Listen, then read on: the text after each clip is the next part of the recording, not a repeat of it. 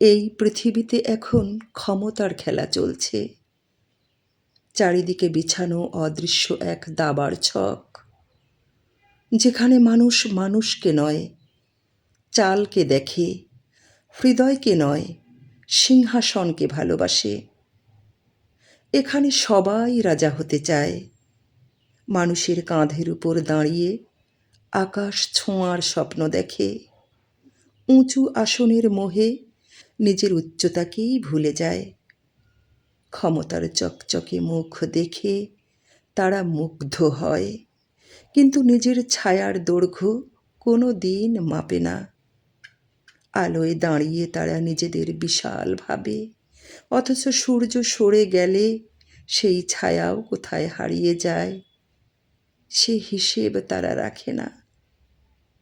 কেউ ভাবে না গতকাল কি হয়েছিল, কত ভুল রক্তের অক্ষরে লেখা হয়েছে ইতিহাস, কত সভ্যতা নিজের অহংকারে ভেঙে পড়েছিল, কত বিজয়ের মুকুট সময়ের ধুলোর নিচে চাপা পড়ে আছে।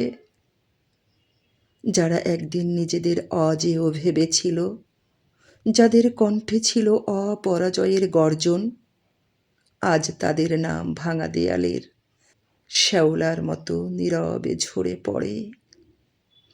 তবু মানুষ বারংবার সেই একই আগুনেই হাত বাড়ায়, একই ভুলের পুনরাবৃত্তি করে, একই মরীচিকাকে নতুন স্বপ্ন ভেবে তাড়া করে। তারা আজকের জীবনকে চূড়ান্ত ভেবে নিয়েছে, অথচ সময় কখনো বর্তমানের ঘরের বাসিন্দা নয়।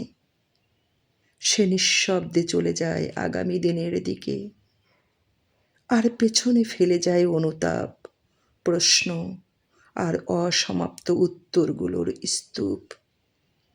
মানুষ ভুলে যায় ক্ষমতাও নদীর জলের মতো, কখনো এক তীরে বাঁধা থাকে না, আজ এ ঘাটে তো কাল অন্য ঘাটে। তাই ক্ষমতার উল্লাসে মেতে উঠো না মানুষ, পৃথিবীর শেষ পর্যন্ত ক্ষমতার নয়, পদচারণার, অর্থের। মানুষ কত উঁচুতে উঠেছিল, তার চেয়ে বড় কথা সে কতখানি আলো ফেলে রেখে চলে গেছে মানুষের জন্য। যে মানুষ ভবিষ্যৎকে অস্বীকার করে, সে একদিন বর্তমানকেও হারিয়ে ফেলে।